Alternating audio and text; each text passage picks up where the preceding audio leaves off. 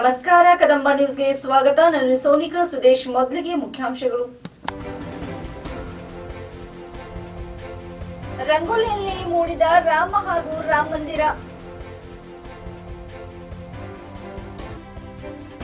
ಅಯೋಧ್ಯೆಯಲ್ಲಿ ರಾಮನ ಪ್ರತಿಷ್ಠಾಪನೆ ಹಿನ್ನೆಲೆ ವಿಕಲಚೇತನದಿಂದ ಅಳಿಲು ಸೇವೆ.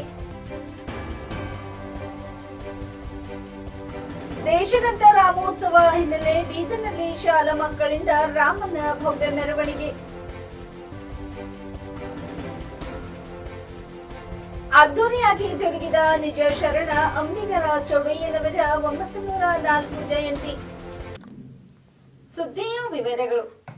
ಬೀದರ್ ದೇಶಾದ್ಯಂತ ರಾಮೋತ್ಸವ ಹಿನ್ನೆಲೆ ಬೀದರ್ ನಗರದ ಕೆಬಿ ಬಳಿ ಹನುಮಾನ್ ಮಂದಿರದಲ್ಲಿ ರಂಗೋಲಿಯಲ್ಲಿ ಮೂಡಿಬಂದ ರಾಮ ಹಾಗೂ ರಾಮ ಮಂದಿರ ವಿಶೇಷವಾಗಿ ನೋಡುಗರ ಗಮನ ಸೆಳೆಯಿತು.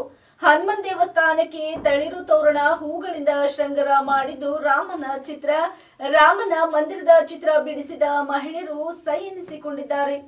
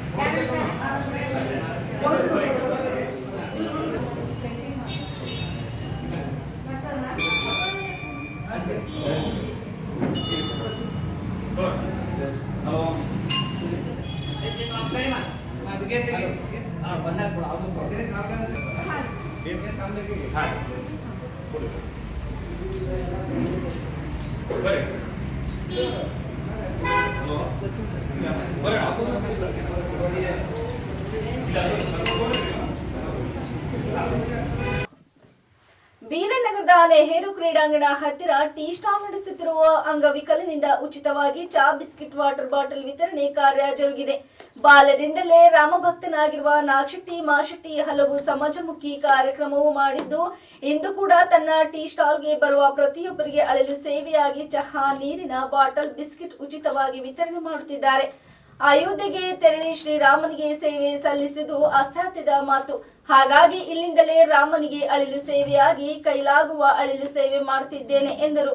ರಾಮ ಭಕ್ತ ನಾಗಶೆಟ್ಟಿಯವರ ಅಳಿಲು ಸೇವೆಗೆ ಸಾರ್ವಜನಿಕರು ಮೆಚ್ಚುಗೆ ವ್ಯಕ್ತಪಡಿಸುತ್ತಿದ್ದಾರೆ.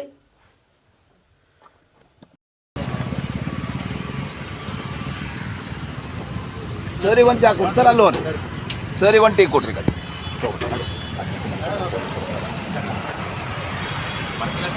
ಹಾಂ ತೋರಿ.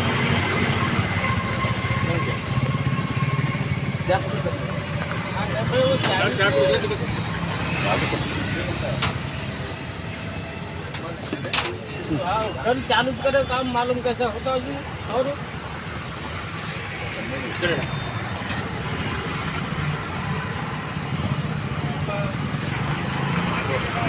ಇಡೀ ದೇಶಾದ್ಯಂತ ಹಬ್ಬದ ವಾತಾವರಣ ನಿರ್ಮಾಣ ಆಗ್ಯದ. ಸಖತ್ ಒಂದು ಸಂಭ್ರಮ ನಾವು ಮನೆ ಮಾಡ್ಯದ ಅಂತ ಹೇಳ್ಬೋದು. ಗಡಿ ಜಿಲ್ಲೆ ಬೀದರ್ ಕೂಡ ಸಂಭ್ರಮ ಮನೆ ಮಾಡ್ಯದ. ಅಂಗವಿಕಲ ಚಾ ಹೋಟೆಲ್ನ ಬಡ ವ್ಯಕ್ತಿ ಕೂಡ ನಾವು ನೋಡ್ಬೋದು. ಈ ರೀತಿ ನಮ್ಮ ಅಂಗಡಿ ಮುಂದೆ ಏನಂದ್ರೆ ಜಯ ಶ್ರೀರಾಮ್, ಜಯ ಜಯ ಶ್ರೀರಾಮ್ ಅಂತೇಳಿ ನಾವು ಬ್ಯಾನರ್ ಹಾಕುವ ಮೂಲಕ 500 ವರ್ಷಗಳ ಕೋಟಿ ಪ್ರತಿಷ್ಠಾಪನೆ ಏನಾಗ್ತಾ ಇದೆ ಗೊತ್ತಾ? 500. ಬೀದರ್ ದೇಶಾದ್ಯಂತ ರಾಮೋತ್ಸವ ಹಿನ್ನೆಲೆ ನಗರದ ಜನಸೇವಾ ಶಾಲಾ ಮಕ್ಕಳು ರಾಮ, ಹನುಮಾನ್ ವೇಷ ಧರಿಸಿ ಮೆರವಣಿಗೆಯಲ್ಲಿ ಭಾಗಿಯಾದರು. ಮೆರವಣಿಗೆಯು ಪ್ರತಾಪ್ ನಗರದ ಭವಾನಿ ಮಂದಿರದಿಂದ ಜನಸೇವಾ ಶಾಲೆಯವರೆಗೆ ಜರುಗಿದ್ದು, ಶಾಲಾ ಮಕ್ಕಳು ಕೈಯಲ್ಲಿ ಹನುಮಾನ್ ಗದ್ದೆ ಹಾಗೂ ಬಿಲ್ಲು ಬಾಣ ಹಿಡಿದು ರಾಮ ಹನುಮನ್ ಹಾಡಿಗೆ ಹೆಜ್ಜೆಗಳು ಹಾಕಿದ್ರು. ಮೆರವಣಿಗೆಯಲ್ಲಿ ಶಾಲಾ ಮಕ್ಕಳು, ಸಾರ್ವಜನಿಕರು ಭಾಗಿಯಾಗಿದ್ದರು.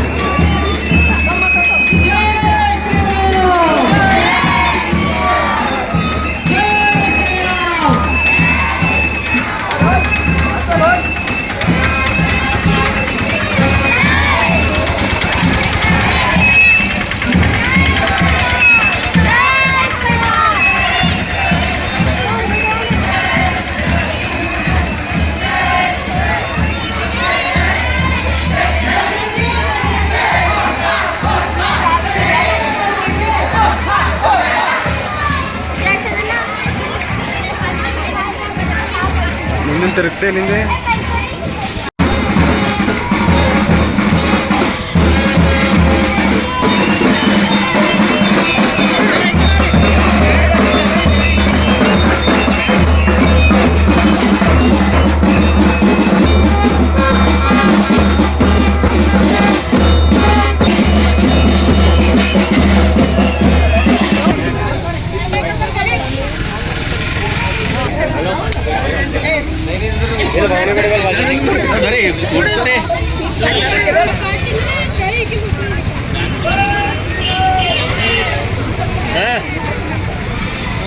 जय श्री राम, जय श्री राम, श्री राम, जय श्री राम, जय श्री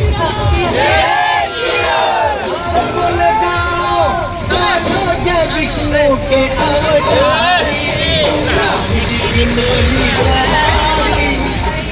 राम जी की लीला है न्यारी,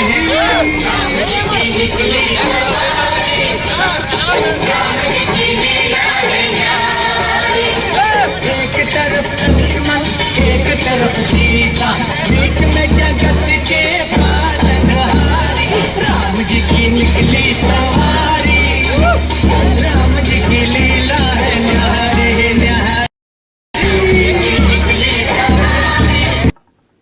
ಕಲಬುರಗಿ ಜಿಲ್ಲೆಯ ಚಿಂಚೋಳಿ ತಾಲೂಕಿನ ನಿಜ ಶರಣ ಅಂಬಿಗರ ಚೌಡಯ್ಯನವರ 904 ಜಯಂತಿಯ ಡೊಳ್ಳು ಕುಣಿತದೊಂದಿಗೆ ಮೆರವಣಿಗೆ ಮುಖಾಂತರ ಅದ್ದೂರಿಯಾಗಿ ಮಾಡಲಾಯಿತು.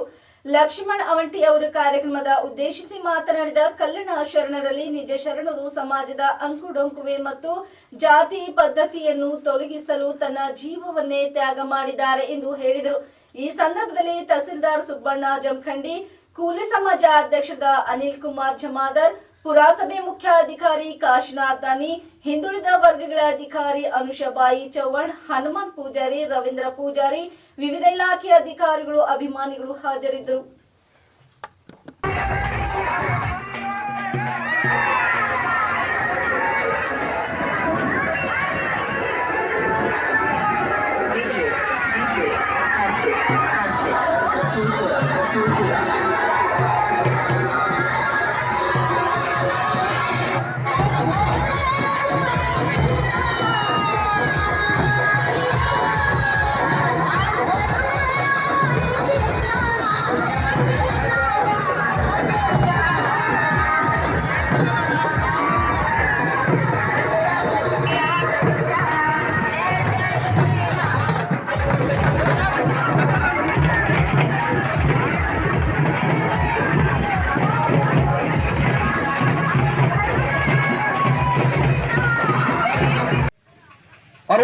ಶರಣರಲ್ಲಿ ತನ್ನದೇ ಆಗಿರ್ತಕ್ಕಂಥ ಕಠೋರವಾಗಿರ್ತಕ್ಕಂಥ ವಚನಗಳ ಮೂಲಕ ನಮ್ಮೆಲ್ಲರಿಗೆ ಮಾನವ ಕುಲಕ್ಕೆ ಸುಧಾರಣೆ ತಂದಿರತಕ್ಕಂಥ ನಿಜ ಶರಣ ಅಂಬಿಗರ ಚೌಡಯ್ಯನವರು ನಿಮ್ಮೆಲ್ಲರಿಗೂ ತಿರುಗಿರುವಂತೆ 11 60ರ ಇಸ್ವಿಯಲ್ಲಿ ಯಾವ ಚೌಡಾ ಧೋನಾಪುರ ಅಂತೇಳಿ ಕರಿತೀವಿ, ಅಲ್ಲಿ ಅವರ ಜನ್ಮ ತಾಳಿದ್ರು. ನಿಖರವಾದ ದಿನಾಂಕ ಗೊತ್ತಿದ್ರು ಕೂಡ 1160 ಜನವರಿ 14 ಅಂತೇಳಿ ನಾವು ವಚನಕಾರರು ಮತ್ತು ಕವಿಗಳ ಮೂಲಕ ನಾವು ತಿಳ್ಕೊಂಡಿರ್ತೀವಿ. ಕರ್ನಾಟಕ ಶೋಷಿತ ಸಮುದಾಯಗಳ ಮಹಾಒಕ್ಕೂಟ ಕಲಬುರಗಿ ಜಿಲ್ಲಾ ಅಧ್ಯಕ್ಷರಾದ ಮಹಾಂತೇಶ್ ಕೌಜಲ್ಗಿ ಮಾತನಾಡಿ, ಕಾಂತರಾಜ್ ವರದಿಗಾಗಿ ಚಿತ್ರದುರ್ಗದಲ್ಲಿ ಜಾಗೃತಿ ಸಮಾವೇಶಕ್ಕೆ ಚಿಂಚೋಳಿಯಿಂದ ಹೆಚ್ಚಿನ ಪ್ರಮಾಣದಲ್ಲಿ ಭಾಗವಹಿಸಬೇಕೆಂದು ಮನವಿ ಮಾಡಿದರು.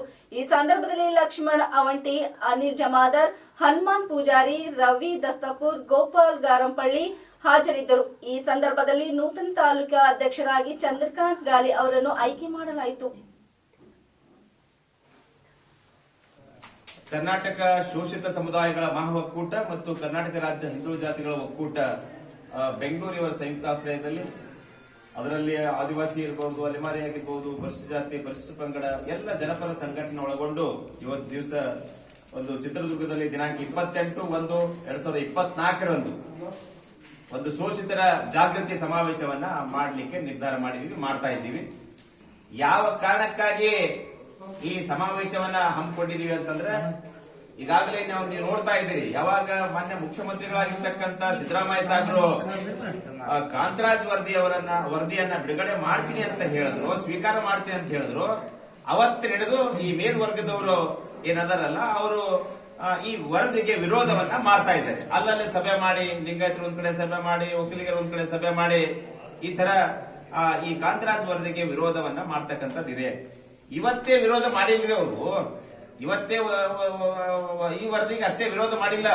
ಹಿಂದೆ ಈ ದೇಶ ಸ್ವಾತಂತ್ರ್ಯವಾಗೋದಕ್ಕಿಂತ ಮುಂಚೆ ನಾಲ್ವಡಿ ಕೃಷ್ಣರಾಜ ಒಡೆಯರ್ ಅವರು ಈ ಶೋಷಿತ ಸಮುದಾಯಕ್ಕೆ ಮೀಸಲಾತಿ ಕೊಡಬೇಕು ಅಂತ ಹೇಳಿ ಬಂದಾಗ ಅವತ್ತು ಸಹಿತ ಅವತ್ತ ದಿವಾನರಾಗಿರ್ತಕ್ಕಂಥ ಎಂ ವಿಶ್ವೇಶ್ವರಯ್ಯನವರು ರಾಜೀನಾಮೆ ಕೊಟ್ಟರು ಹೋಗಿರ್ತಕ್ಕಂಥದ್ದು ಇತಿಹಾಸದಲ್ಲಿ ಇದೆ. ಅವತ್ತು ಸಹಿತ ಅವರು ವಿರೋಧ ಮಾಡಿರ್ತಕ್ಕಂಥದ್ದು ಇದೆ. ಅದಾದ ನಂತರ ಭಾರತ ಸ್ವಾತಂತ್ರ್ಯ ಆಗಿ ಡಾಕ್ಟರ್ ಬಾಬಾ ಸಾಹೇಬ್ ಅಂಬೇಡ್ಕರ್ ನೇತೃತ್ವದಲ್ಲಿ ಸಂವಿಧಾನ ರಚನೆಯಾಗಿ ಹೊರಬಂದು ಪರಿಶಿಷ್ಟ ಜಾತಿ, ಪರಿಶಿಷ್ಟ ಪಂಗಡದವರಿಗೆ ಮೀಸಲಾತಿಯನ್ನ ಸಿಕ್ಕಿರ್ತಕ್ಕಂಥದ್ದಿದೆ. ಮತ್ತೆ ಸಂವಿಧಾನದಲ್ಲಿ ಹಿಂದುಳಿದ ವರ್ಗದವರಿಗೂ ಸಹಿತ ಯಾರು ನಿಜವಾಗ್ಲೂ ಸಾಮಾಜಿಕವಾಗಿ, ಶೈಕ್ಷಣಿಕವಾಗಿ ಹಿಂದುಳಿದಿದ್ದಾರೋ ಅವರಿಗೆ ಮೀಸಲಾತಿ ಕೊಡಬೇಕು ಅಂತ ಹೇಳಿ ಸಂವಿಧಾನದಲ್ಲಿ ನಮೂದಿಸಿದ್ದಾರೆ, ಮಾಡಿದ್ದಾರೆ, ಸಮುದಾಯದಲ್ಲಿ ಇದೆ ಸಂವಿಧಾನದಲ್ಲಿ. ಆದ್ರೂ ಸಹಿತ ಅಲ್ಲಿ ಯಾವಾಗ ಈ ಸಮುದಾಯಗಳಿಗೆ ಮೀಸಲಾತಿ ಬೇಕು, ವರ್ಗೀಕರಣ ಮಾಡಬೇಕು ಅಂತ ಸಂದರ್ಭದಾಗ ರಾಜ್ಯದಲ್ಲಿ ಹಿಂದುಳಿದ ವರ್ಗಗಳ ಆಯೋಗಗಳನ್ನ ರಚನೆ ಮಾಡೋದ್ರ ಮುಖಾಂತರ ಕೊಡ್ತಕ್ಕಂಥ ಕೆಲಸ ಮಾಡ್ಲಿಕ್ಕೆ ಒಂದು ನಿರ್ಧಾರ ಮಾಡಿ ಆಯೋಗ ಮಾಡಿದ್ದಾರೆ. ಆಯೋಗ 1960ನೇ ಇಸ್ವಿಯಲ್ಲಿ ಹಿಂದುಳಿದ ವರ್ಗಗಳ ಆಯೋಗ ಡಾಕ್ಟರ್ ನಾಗನಗೌಡ ನೇತೃತ್ವದಲ್ಲಿ ಆಯೋಗನ ಆದ್ಮೇಲೆ ಅವರು ಸಂಪೂರ್ಣವಾಗಿ ರಾಜ್ಯದಲ್ಲಿ ತಿರುಗಾಡಿ ಒಂದು ವರದಿಯನ್ನು ತಯಾರು ಮಾಡ್ತಾರೆ. ತಯಾರು ಮಾಡಿರ್ತಕ್ಕಂಥ ವರದಿಯಲ್ಲಿ ಏನು ಹೇಳಿದ್ರಂದ್ರೆ, ಎಲ್ಲಾ ಹಿಂದುಳಿದ ವರ್ಗದವರಿಗೆ 50% ಮೀಸಲಾತಿ ಉದ್ಯೋಗ ಮತ್ತು ಶಿಕ್ಷಣದಲ್ಲಿ ಕೊಡಬೇಕು ಅಂತ ಹೇಳಿ ಶಿಫಾರಸು ಮಾಡಿತ್ತು. ಅದನ್ನ ಅವತ್ತು ಸಹಿತ ಈ ಮುಂದುವರೆದವರು ವಿರೋಧ ಮಾಡಿರ್ತಕ್ಕಂಥದ್ದಿದೆ, ಅದನ್ನ ಕಸದ ಬುಟ್ಟಿಗೆ ಹಾಕಿರ್ತಕ್ಕಂಥದ್ದು ಇದೆ. ಅದಾದ ನಂತರ ದಿವಂಗತ ದೇವರಾಜ್ ಅರಸೂರ್ ಅವರು ಮುಖ್ಯಮಂತ್ರಿ ಆದ್ಮೇಲೆ 1972ನೇ ಇಸ್ವಿಯಲ್ಲಿ LC ಹಾವನೂರ್ ಅಂತ ಒಂದು ಒಳ್ಳೆ ವ್ಯಕ್ತಿಯ ನೇತೃತ್ವದಲ್ಲಿ ಒಂದು ಆಯೋಗವನ್ನು ರಚನೆ ಮಾಡಿ ಆ ಮೂಲಕ ಎಲ್ಲ ಹಿಂದುಳಿದ ವರ್ಗಗಳಿಗೆ, ಅದರ ಕುರುಬ ಸಮಾಜ ಆಗಿದ್ದು, ಕೂಲಿ ಸಮಾಜ, ಎಲ್ಲ ಸಣ್ಣ ಸಣ್ಣ ಸಮುದಾಯಗಳು ಸಹಿತ ಮೀಸಲಾತಿ ಕೊಡ್ತಕ್ಕಂಥ ಕೆಲಸ LC ಹಾವನೂರ್ ಅವರು ಮಾಡಿದ್ರು. ಅವತ್ತು ಸಹಿತ ವಿರೋಧ ಮಾಡಿದ್ರು. 72ನೇ ಇಸ್ವಿಯಲ್ಲಿ ರಚನೆಯಾಗಿರ್ತಕ್ಕಂಥ ತಯಾರಾಗಿರ್ತಕ್ಕಂಥ ವರದಿಯನ್ನ ಮುಂದೆ 75ರಲ್ಲಿ ಬಿಡುಗಡೆ ಮಾಡಿರ್ತಕ್ಕಂಥದ್ದು ನಾವು ನೋಡ್ತಾ ಇದ್ದೀವಿ.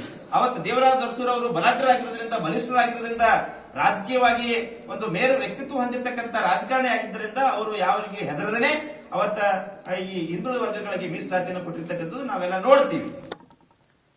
ಶ್ರೀ ಸಿದ್ಧಗಂಗಾ ಮಠದ ತ್ರಿವಿಧ ದಾಸೋಹಿ ಪರಮ ಪೂಜೆ ಶ್ರೀ ಶಿವಕುಮಾರ ಶಿವಯೋಗಿಗಳವರ 5ನೇ ಪುಣ್ಯ ಸ್ಮರಣೋತ್ಸವ ಹಿನ್ನೆಲೆಯಲ್ಲಿ ಮುಖ್ಯಮಂತ್ರಿ ಸಿದ್ದರಾಮಯ್ಯನವರು ಹಾಗೂ ಗೃಹ ಸಚಿವರು ಹಾಗೂ ಜಿಲ್ಲಾ ಉಸ್ತುವಾರಿ ಸಚಿವರು ಆದ ಡಾಕ್ಟರ್ ಜಿ ಪರಮೇಶ್ವರ್ ಅವರು ಶ್ರೀಗಳ ಗದ್ದುಗೆಗೆ ಹೋಗಿ ಆಶೀರ್ವಾದ ಪಡೆದರು. ಬಳಿಕ ಕಾರ್ಯಕ್ರಮದಲ್ಲಿ ಪಾಲ್ಗೊಂಡರು. ನಂತರ 12ನೇ ಶತಮಾನದಲ್ಲಿ ಜಗಜ್ಯೋತಿ ಬಸವೇಶ್ವರರು ಸಾಮಾಜಿಕ ನ್ಯಾಯದ ಪರಿಕಲ್ಪನೆಯಲ್ಲಿ ಅನೇಕ ಆದರ್ಶಗಳನ್ನು ನಮಗೆ ಬಿಟ್ಟು ಹೋಗಿದ್ದಾರೆ. ಅವರ ಆದರ್ಶಗಳನ್ನು ಮೈಗೂಡಿಸಿಕೊಂಡು ಚಾಚು ತಪ್ಪದೆ ಪಾಲಿಸಿದವರು ಶ್ರೀ ಶಿವಕುಮಾರ ಸ್ವಾಮೀಜಿಗಳು. ಲಕ್ಷಾಂತರ ಬಡ ಮಕ್ಕಳಿಗೆ ಅನ್ನ, ಅಕ್ಷರ, ಆಶ್ರಯ ನೀಡಿ ಅವರ ಬದುಕಿಗೆ ದಾರಿ ತೋರಿದ ನಿಜ ದೈವ ಶಿವಕುಮಾರ ಸ್ವಾಮೀಜಿಗಳು. ಅವರ ಆಶ್ರಯದಲ್ಲಿ ಶಿಕ್ಷಣ ಕಲಿತ ವಿದ್ಯಾರ್ಥಿಗಳು ಸಮಾಜದ ಜವಾಬ್ದಾರಿಗಳನ್ನು ನಿಭಾಯಿಸುತ್ತಿದ್ದಾರೆ ಎಂದು ಕಾರ್ಯಕ್ರಮವನ್ನು ಉದ್ದೇಶಿಸಿ ಮಾತನಾಡಿದರು. ಮಠದ ಶ್ರೀ ಸಿದ್ದಲಿಂಗೇಶ್ವರ ಸ್ವಾಮೀಜಿಯವರು ಕಾರ್ಯಕ್ರಮದ ದಿವ್ಯ ಸಾನ್ನಿಧ್ಯ ವಹಿಸಿದರು. ಮುಖ್ಯಮಂತ್ರಿ ಸಿದ್ದರಾಮಯ್ಯ, ಮಾಜಿ ಮುಖ್ಯಮಂತ್ರಿ ಬಿಎಸ್ ಯಡಿಯೂರಪ್ಪ, ಸಂಸದ ಜಿಎಸ್ ಬಸವರಾಜ್, ಸಚಿವರಾದ ಎಂಬಿ ಪಾಟೀಲ್, ಈಶ್ವರ್ ಖಂಡ್ರೆ, ಕೆಎನ್ ರಾಜಣ್ಣ, ಸುರೇಶ್ ಗೌಡ, ಮಾಜಿ ಸಚಿವ ಟಿಬಿ ಜಯಚಂದ್ರ ಅವರು ಉಪಸ್ಥಿತರಿದ್ದರು. ಯಾವಾಗಲೂ ಕೂಡ ಅಮರವಾಗಿರ್ತವೆ. ನಾವು ಇವತ್ತು ಅವರು ಸ್ಮರಿಸ್ಕೊಳ್ಳೋದು ಅಂತಂದ್ರೆ, ಅವರು ಗೌರವ ಸಲ್ಲಿಸೋದು ಅಂತಂದ್ರೆ, ಅವರು ನಡೆದಂಥ ದಾರಿನಲ್ಲಿ ನಡೀತಕ್ಕಂಥ ಪ್ರಯತ್ನವನ್ನು ಮಾಡ್ತಕ್ಕಂಥದ್ದೇ ಅವ್ರಿಗೆ ನಾವು ಸಲ್ಲಿಸ್ತಕ್ಕಂಥ ಗೌರವ. ಅದೇ ನಾವು ಸ್ಮರಿಸ್ಕೊಳ್ತಕ್ಕಂಥದ್ದು. ನಾನು ಅದಕ್ಕೆ ಈಗಾಗಲೇ ಪ್ರಸ್ತಾಪ ಮಾಡಿದ್ದಾರೆ, ಸಮಾಜದಲ್ಲಿ ಬದಲಾವಣೆಯನ್ನು ತರಬೇಕು ಅಂತೇಳಿ 5 ಗ್ಯಾರಂಟಿಗಳನ್ನು ಈ ವರ್ಷ ಜಾರಿ ಮಾಡ್ತಕ್ಕಂಥ ಪ್ರಯತ್ನವನ್ನು ಮಾಡಿದ್ದೀವಿ. ಆ 5 ಗ್ಯಾರಂಟಿಗಳಿಗೆ ಈ ವರ್ಷ 38,000 ಕೋಟಿ ರೂಪಾಯಿ ಖರ್ಚು ಮಾಡ್ತಾ ಇದ್ದೀವಿ. ಮುಂದಿನ ವರ್ಷಕ್ಕೆ 68,000 ಕೋಟಿ ರೂಪಾಯಿಗಳು ಖರ್ಚು ಮಾಡ್ತೀವಿ. ಯಾಕಂತಂದ್ರೆ ಪ್ರತಿಯೊಬ್ಬರ ಕೈನಲ್ಲಿ ಹಣ ಇರಬೇಕು, ಕೊಂಡ್ಕೊಳ್ತಕ್ಕಂಥ ಶಕ್ತಿ ಹೆಚ್ಚಾಗಬೇಕು. ಕೊಂಡ್ಕೊಳ್ತಕ್ಕಂಥ ಶಕ್ತಿ ಹೆಚ್ಚಾದರೆ ಆರ್ಥಿಕ ಸಾಮಾಜಿಕ ಶಕ್ತಿ ತಾನಾಗೆ ಬರಲಿಕ್ಕೆ ಸಾಧ್ಯ ಆಗ್ತದೆ. ಈ ಸಾಮಾಜಿಕ ಆರ್ಥಿಕ ಶಕ್ತಿಯನ್ನ ತುಂಬತಕ್ಕಂಥ ಪ್ರಯತ್ನವನ್ನು ನಾವು ಮಾಡ್ತಾ ಇದ್ದೀವಿ. ಶಿವಕುಮಾರ ಸ್ವಾಮೀಜಿಯವರು ಕೂಡ ಅದನ್ನೇ ಮಾಡಿದ್ರು, ಅವ್ರ ಜೀವನದುದ್ದಕ್ಕೂ ಕೂಡ ಅದನ್ನೇ ಮಾಡಿದ್ರು. ಹಳ್ಳಿಗಾಡಿನ ಮಕ್ಕಳಿಗೆ ವಿದ್ಯೆ ಕೊಡ್ತಕ್ಕಂಥದ್ದು ಇದೆಯಲ್ಲ, ಅದು ಬಹಳ ಸ್ಮರಣೀಯವಾದಂಥ ಕೆಲಸ ಅಂತೇಳಿ ಮಾಡಬಹುದು. ಎಲ್ಲರಿಗೂ ಶಿಕ್ಷಣ ಸಿಕ್ಕಿದಾಗ, ಎಲ್ಲರೂ ಮನುಷ್ಯರಾಗಿ ಬಾಳದಾಗ, ಎಲ್ಲರೂ ಮಾನವ ಧರ್ಮವನ್ನು ಪಾಲನೆ ಮಾಡಿದಾಗ, ಬೇರೆಯವರ ಬಗ್ಗೆ ಸಹಿಷ್ಣುತೆಯನ್ನು ಬೆಳೆಸಿಕೊಂಡಾಗ, ನಾವು ಆ ಸಂವಿಧಾನ ಹೇಳ್ತದೆ, ಸಹಿಷ್ಣುತೆ ಸಹಬಾಳುವೆ, ಸಹಿಷ್ಣುತೆ ಸಹಬಾಳುವೆ. ಅದನ್ನು ಧ್ಯೇಯವಾಗಿ ಇಟ್ಟುಕೊಂಡು ನಾವೆಲ್ಲ ಪ್ರಯತ್ನವನ್ನು ಮಾಡಿದಾಗ ಶಿವಕುಮಾರ ಸ್ವಾಮೀಜಿಯವರು ಕೂಡ ಅದೇ ಕೆಲಸವನ್ನು ಸಮಾಜದಲ್ಲಿ ಮಾಡ್ತಾ ಇದ್ರು, ಮಠದಿಂದ ಮಾಡ್ತಾ ಇದ್ರು ಅಂತಕ್ಕಂಥದ್ದು ಇವತ್ತು ನೆನಕೊಂಡು ಅವರು ಬಸವಾದಿ ಶರಣರು ಮತ್ತು ಶಿವಕುಮಾರ ಸ್ವಾಮೀಜಿ ಹಾಕೊಟ್ಟಂಥ ದಾರಿನಲ್ಲಿ ನಡೀತಕ್ಕಂಥ ಪ್ರಯತ್ನ ಮಾಡೋಣ ಅಂತಕ್ಕಂಥ ಮಾತುಗಳನ್ನು ಈ ಸಂದರ್ಭದಲ್ಲಿ ಹೇಳಿ ಅವರನ್ನು ಸ್ಮರಿಸ್ಕೊಂಡು ಅವರಿಗೆ ಗೌರವವನ್ನು ಸಲ್ಲಿಸಿ, ಮತ್ತೆ ಅದಕ್ಕೋಸ್ಕರ ಬಸವಾದಿ ಶರಣರು ಇದಕ್ಕೋಸ್ಕರನೇ ಸ್ವಾಮೀಜಿಯವರು ಬಂದಿದ್ರು, ಸಿದ್ದರಾಮಯ್ಯ ಸ್ವಾಮೀಜಿಯವರು ಬಂದಿದ್ರು, ಅನೇಕ ಜನ ರಾಜಕಾರಣಿಗಳೆಲ್ಲ ಬಂದಿದ್ರು, ಎಲ್ಲ ಪಕ್ಷದವರು ಕೂಡ ಆಲ್ ಪಾರ್ಟಿ ಒಂಥರ ಡೆಲಿಗೇಷನ್, ಅದು ಸ್ವಾಮೀಜಿಯವರು ಡೆಲಿಗೇಷನ್ ಲೀಡ್ ಮಾಡಿದವರು ಸ್ವಾಮೀಜಿಯವರು. ಇಲ್ಲಿವರೆಗೆ ಸುದ್ದಿ ಕೊಟ್ಟಿದ್ದು ನಾನು ಸೌನಿಕಾ ಸುದೇಶ್. ಮುಂದಿನ ಸುದ್ದಿಯೊಂದಿಗೆ ಮತ್ತೆ ಭೇಟಿಯಾಗೋಣ. ವಂದನೆಗಳು.